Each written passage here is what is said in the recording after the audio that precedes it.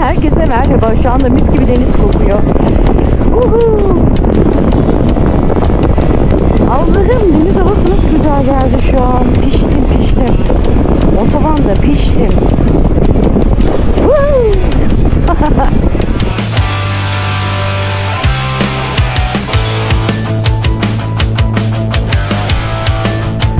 Hiç gözükmüyor anasını satayım. Sarı mı yanıyor, kırmızı mı yanıyor? Güneş beni mahvetti. Yolun güzelliğine bak. Çok güzel ya. Direkt denizeyiz.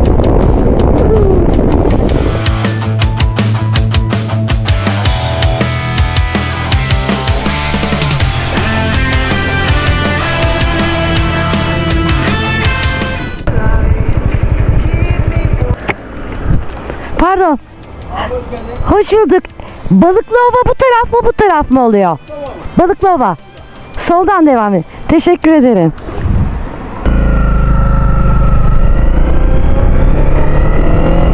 Adam bana abi dedi ya. Ben size demiştim. Kadın oldum. Hani şu fiziğe, şu minnaklığa rağmen belli olmuyor. Allah'ım. Neyse. Yorum yapmayacağım. Farkındaysanız artık navigasyon kullanmıyorum. Of, ne tatlı virajlar. 3 sene önce ben buraya ilk defa arabayla gelmiştim. Kış ortasında. Çok keyifliydi. İncin top oynuyordu. Motorla ilk defa geliyorum. Ama tam da motoruyla geliyorum.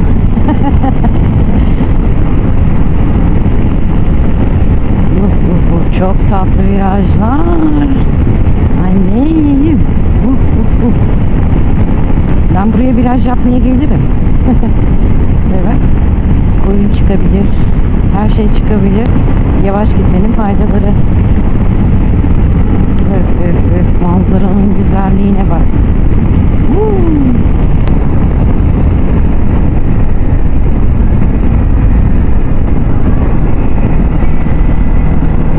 Virajda fren yapılır mı? Yaptım işte. Ay. Yapmasaydık arabaya yapışıyorduk.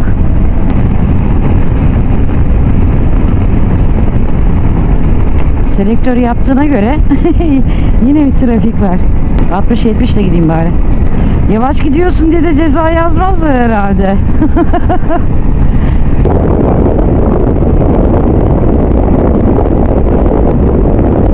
Ay canlarım benim. Ay çocuklar da uyarıyor. Ya 60 ile gidiyorum zaten.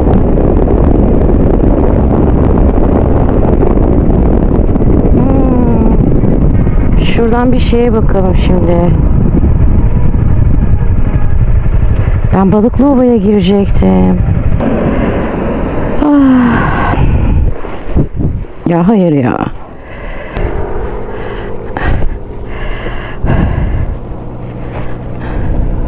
Alo. Ben gördüm hala. Şimdi Balıklıova kavşağın kaçırdım. Motordan indim, geri dönmeye çalışıyorum. Balıklıova içine gireceğim değil mi? Evet, Balıklıova'dan bu tarafa dağa verecek senin. İldırı tarafına dağı çağış yapacaksın. Dağa geçeceksin. Tamam, 50 metre geçtim yani. Tamam, sorun değil. Geliyorsanız konuşuruz o zaman. Ben motoru çevireyim. Tamam, çok piştim çünkü. Tamam. Tamam canım benim, çok sağ ol. Ay, motoru nasıl çevireceğim şimdi ben buradan? Mecbur ters şeridin kenarından. Karşıya doğru döndürek.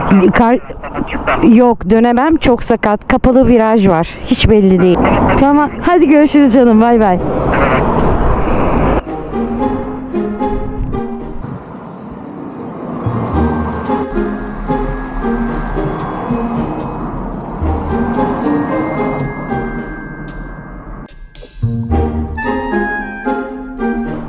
Motoru oradan aşağı nasıl yuvarlanır?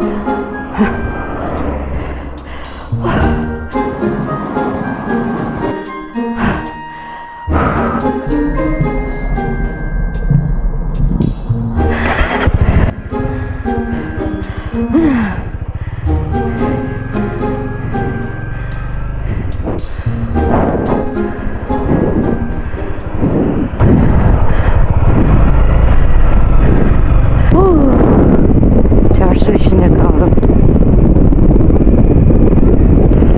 Bu çok güzel görünüyor ya. Bakar mısınız?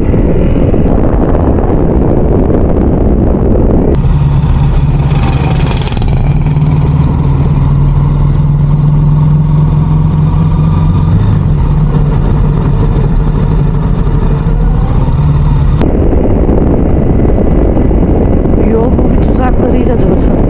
Kocaman kocaman çukurlar var. Gerçekten dikkat etmek gerekiyor. Ama muhteşem, güzel, keyifli değil mi? Çok güzel kokuyor şimdiden. Deniz kokusu, orman kokusu, yeşilliklerin kokusu. Muhteşem. Uzun zamandır bu kadar keyifli bir yoldan gelmemiştim.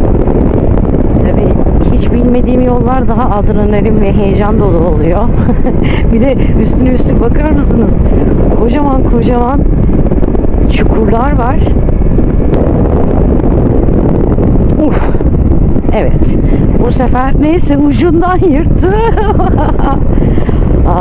Hızlı girdim ama viraja. Ay. Vallahi ucundan yırttım. Her zaman böyle şanslı olmayabilirim. Bundan sonraki daha büyük çukurlar galiba. Çok fenaydı ya.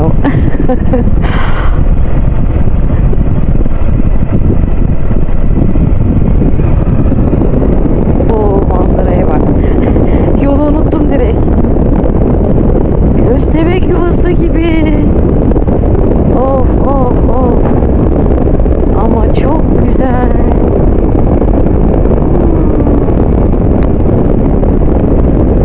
Biraz daha dikkatli gidelim buradan.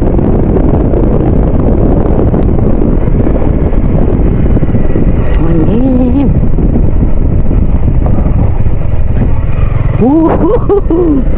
Eski enduroculardan Sinem sahnelerde. Arkadaşlar bu arada çok sorulan ve merak edilen bir soruyu da cevaplamak istiyorum. Scarlett'ı değiştirip değiştirmeyeceğim çok sorulmuştu. Değiştirmemeye karar verdim. Scarlett'la bir süre daha yola devam edeceğim. Bunun en büyük sebebi ya ben çok daha rahat motorla ağır ya da yüksek hacimli ve ağır motora hazır olmadığımı düşünüyorum. Her şeyin bir zamanı var. Şu anda da acelesi yok. Çünkü Scarlett'la daha yapmak istediğim birçok şey var. Öğrenmek istediğim hala çok şey var. Orada muhteşem. Allah'ım nerelerdeyim. Issızlığın ortasında ama muhteşem manzara. İnşallah doğru gidiyorumdur. Dur bakalım yine şurada bir durayım da ben. Ne kadar kalmış? 20 dakika kalmış. İyi süper. Ya bundan sonra daha döneceğim bir yer yok. Yani o yüzden Scarlett'la bir süre daha beraberiz. Zaten seviyoruz kendisini. Çok memnunum. Şükürler olsun. Sadece biraz amortisörlerimiz sertlendi. O da doğal olarak. Onun haricinde beni yormuyor, etmiyor. Dedim ki bu kız da çok fazla macera yaşamadı. Bu bebeğe de biraz macera yaşatayım. Burada yol tırtık diye sesim bak. Titreşim var mı diye soruyorlar ya. Cevap. Evet, neredeyim?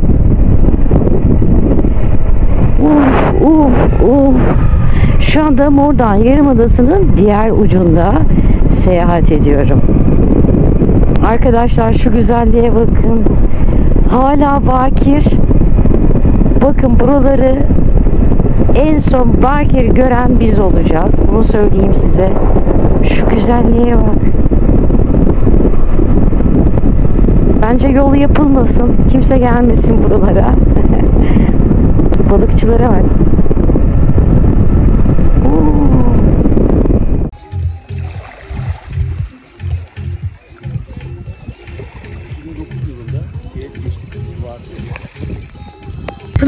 hoş geldiniz. Hoş geldiniz. Nasıl geçti yolculuğunuz? Süper. Oğlum çok güzel bir yere geldik ya. Evet, bakar mısınız? Manzara. Ortam çok güzel.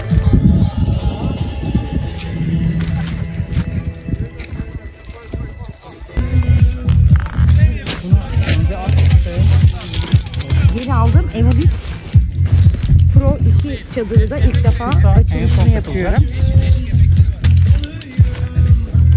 Çantadan şöyle bir şeyler çıkıyor. Bu üst katmanı. Bu çantası. Ay çok heyecanlı. Bakalım nasıl bir çadırımız olacak. Oo. Sen o taraftan. Buradan. Önümüze gel. Aa, çift girişli. Devam. Evet, şöyle bir çubuk torbamız var. Şöyle içine iyice geçin onu. Oo, gayet sağlam gözüküyor. Asıl konunun uzmanı Giray. Giray sağlam gözüküyor. Bunlar... Seninki de gelinlik gibiymiş ne gibi tülleri. Evet ya. Sineme yakışır şekilde. Teşekkür ederim. Yeni evim. Ne demişler? Ev alma çadır al. Ay çok iğrenç oldu. Bana espri yapmayı yasaklayın arkadaşlar. Nereye takıldı? Heh. Bunu şöyle yapacağım. Tabii ki ben otomatik çadırımdan çok memnundum. Ancak motorda taşıması çok zahmetli oluyor, gördün.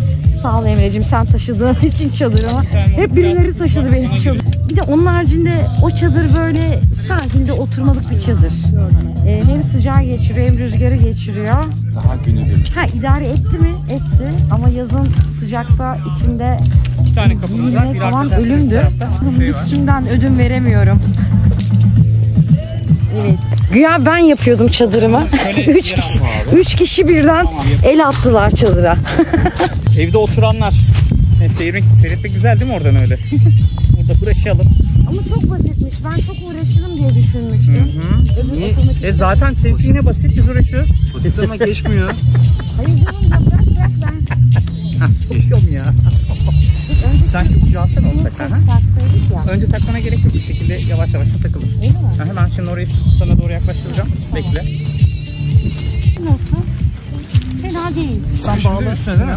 Sen şimdi bağla bu ikisini birden şöyle yukarıdan.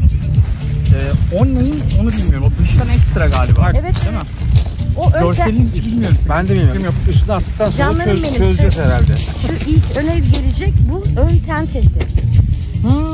Balkonunu aldım. Oo. İyi. Tam tutturmuşuz, evet, tamam. Vallahi süper oldu. Ay, burada havalandırmalarım var, çok tatlı. Bu çadırı tercih etmemdeki en büyük sebep de kırmızı olması. Neden? Uyumlu. Çünkü motorumla da uyumlu. Böyle bir şey istememin sebebi de Pınar, ayakkabıları falan çıkarıyoruz ya, böyle gölgelik olsun. Şimdi ışığı yakacağım, içeriden gözüküp gözükmediğime bakın. Sinan, efendim? Duyuyor musun sesi? Sen onu nefesle mi şişiriyorsunuz? İşte ben ondan dolayı ayakla şişirilen mattan aldım.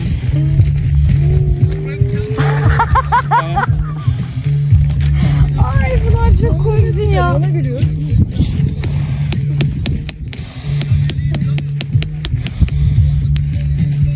Yalnız var, tam party house ha.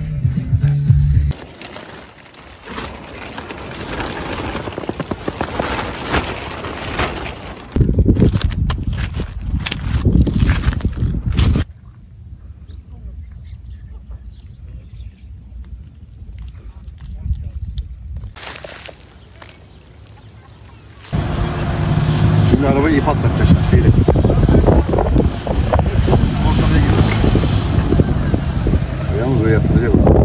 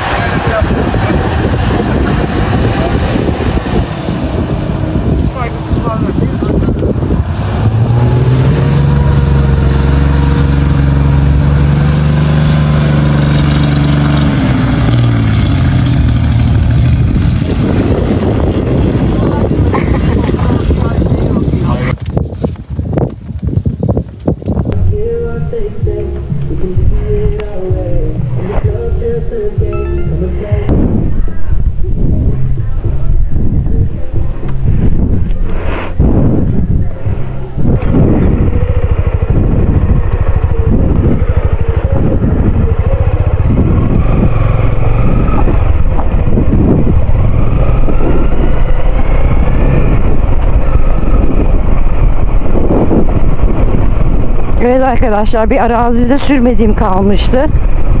Koca taşların arasında. Biraz önce kamera çekmemiş. Acayip arkayı kaydırdım. Çok korktum, düşüyordum. Neyse, şuradan sonra yol normale dönüyor. Ha gayret. Ha gayret Sino.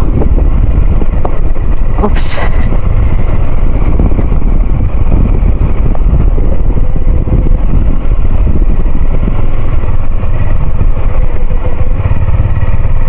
Ops.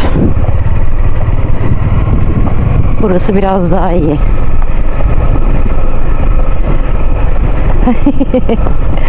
Ama bir şey söyleyeceğim. Çok eğlenceli. Bir de bunu Enduro ile yaptığımı düşünemiyorum ya. Bitti.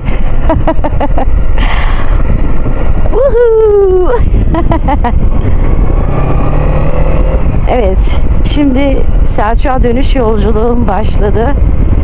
Saat 7. Bir saat sonra, 1,5 saat sonra güneş batacak. En azından hani bu ıssız yolu güneş batmadan geçeceğim. İşte bir kamp maceramın da sonuna gelirken videoyu izlediğiniz için teşekkür ediyorum. Şimdi dönüş yolu manzarasıyla sizi baş başa bırakıyorum. 360 kameramı kullanamıyorum. Kartı ters takmışım. Onu da çıkartmakla uğraşamadım. Artık hani GoPro'nun çektiği kadarıyla size yolu göstermeye, manzarayı göstermeye çalışacağım.